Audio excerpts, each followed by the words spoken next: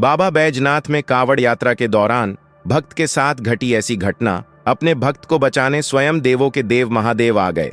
फिर जो चमत्कार हुआ उसे देखकर आपके पसीने छूट जाएंगे। झारखंड के देवघर में स्थित बाबा बैद्यनाथ धाम भगवान शिव के 12 ज्योतिर्लिंगों में से एक है। यहाँ हर साल सावन मास में लाखों भक्तों आते हैं।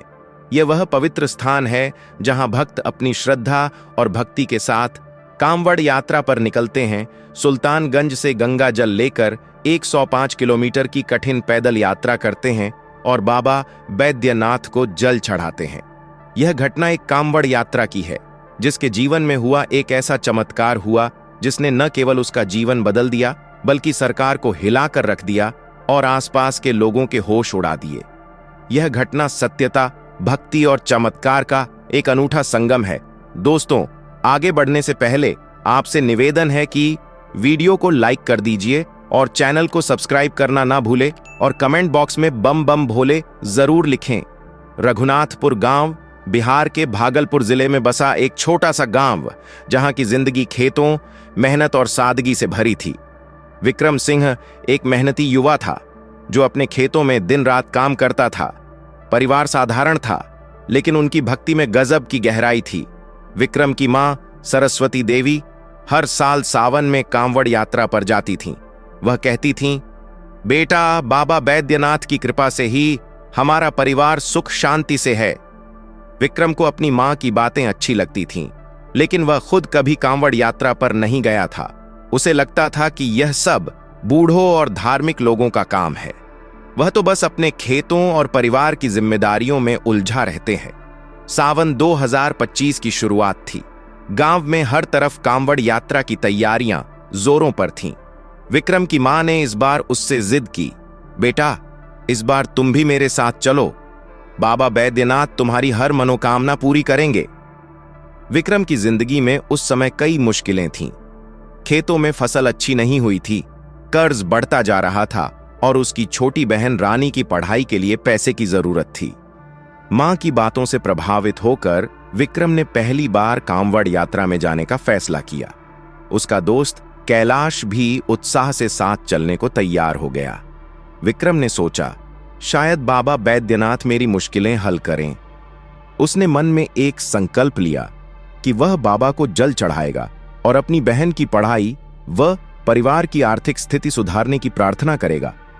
सावन के पहले सोमवार को विक्रम और कैलाश सुल्तानगंज के अजगैबीनाथ मंदिर पहुंचे।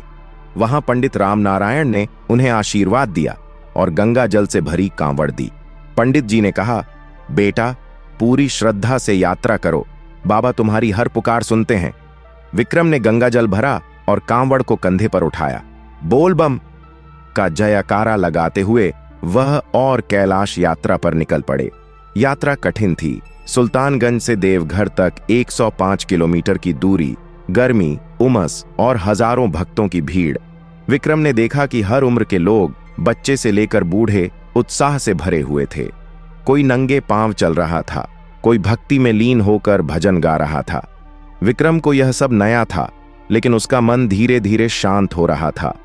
तीसरे दिन जब विक्रम और कैलाश जंगल के एक सुनसान रास्ते से गुजर रहे थे, अचानक मौसम बिगड़ गया।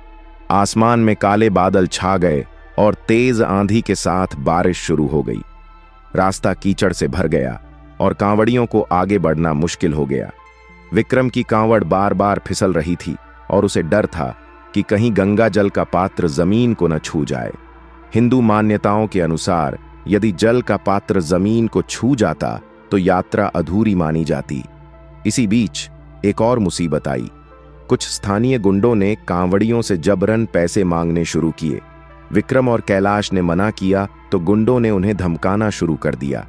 एक गुंडे ने विक्रम की कांवड़ को धक्का दे दिया और पात्र जमीन की ओर गिरने लगा। विक्रम का दिल जोर जोर से धड़कने लगा।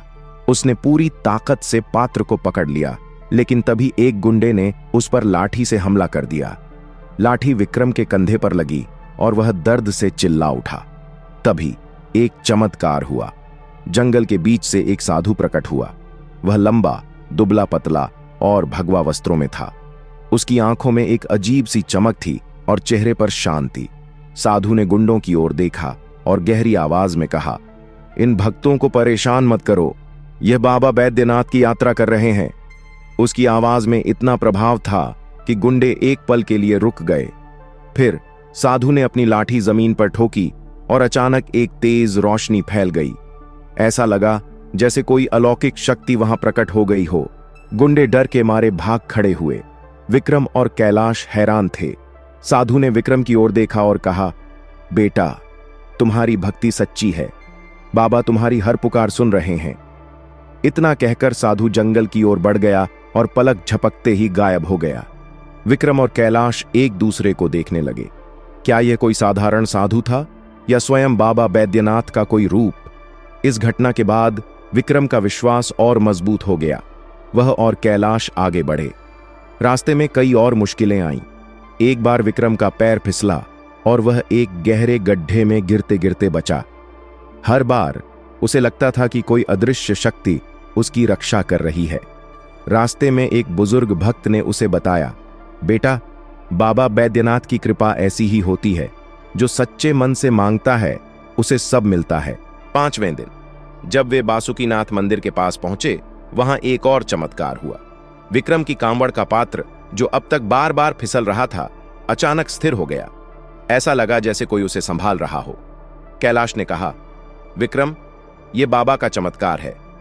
आखिरकार 7वें दिन विक्रम और कैलाश बैद्यनाथ धाम पहुंचे। मंदिर के बाहर भक्तों की भीड़ थी और बोल बम का जयकारा गूंज रहा था।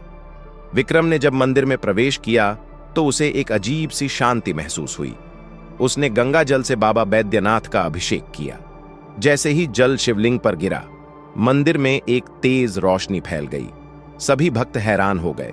पुजारी ने कहा, यह बाबा का आशीर्वाद है, आज कोई विशेष शक्ति यहां मौजूद है। जब विक्रम ने शिवलिंग के सामने प्रार्थना की तो उसे लगा जैसे कोई उसकी बात सुन रहा हो। उसने अपनी बहन की पढ़ाई, परिवार की आर्थिक स्थिति और गांव की खुशहाली के लिए प्रार्थना की। तभी मंदिर के बाहर एक व्यक्ति ने विक्रम को रोका। वह एक बड़े शहर का व्यापारी था, जो कांवड़ यात्रा के दौरान विक्रम की भक्ति से प्रभावित हुआ था। उसने कहा, मैं तुम्हारी बहन की पढ़ाई का खर्च उठाऊंगा। तुम्हारी भक्ति ने मुझे प्रेरित किया। विक्रम को विश्वास नहीं हो रहा था। वह उस व्यापारी के साथ अपने गांव लौटा। व्यापारी ने न केवल रानी की पढ़ाई का खर्च उठाया, बल्कि विक्रम को अपने व्यवसाय में एक अच्छी नौकरी भी दी। गांव में एक नया स्कूल खुला और विक्रम के खेतों में उस साल इतनी अच्छी फसल हुई कि सारा कर्ज चुक गया। लेकिन सबसे बड़ा चमत्कार तब हुआ जब विक्रम को एक रात सपने में वही साधु दिखा। साधु ने कहा, बेटा, मैं तुम्हारा चिकित्सक हूं, तुम्हारी भक्ति ने मुझे तुम तक लाया। विक्रम की आंखें खुलीं तो उसका शरीर कांप रहा था। उसे यकीन हो गया कि वह साधु कोई और नहीं, स्वयं बाबा बैद्यनाथ थे। विक्रम की कहानी गांव-गांव में फैल गई। लोग उसे बाबा का भक्त कहने लगे। हर साल वह कांवड़ यात्रा में जाता और अपनी घटना सुनाता। उसकी बहन रानी आज एक सफल डॉक्टर है और विक्रम का परिवार सुख शांति से रहता है। यह कहानी न केवल विक्रम की भक्ति की गवाही देती है, बल्कि यह भी सिखाती है कि सच्चे मन से की गई प्रार्थना कभी खाली नहीं जाती। बाबा बैद्यनाथ की कृपा से एक साधारण किसान का जीवन चमत्कारों से भर गया और उसकी कहानी आज भी हर भक्त के दिल को छूती है। बोल बम। दोस्तों, अगर आपको यह कहानी पसंद आई है तो इसे अपने दोस्तों और परिवार के साथ शेयर जरूर करें और वीडियो को लाइक करके चैनल को सब्सक्राइब जरूर करें और कमेंट बॉक्स में बम बम भोले और हर हर महादेव जरूर लिखें। धन्यवाद।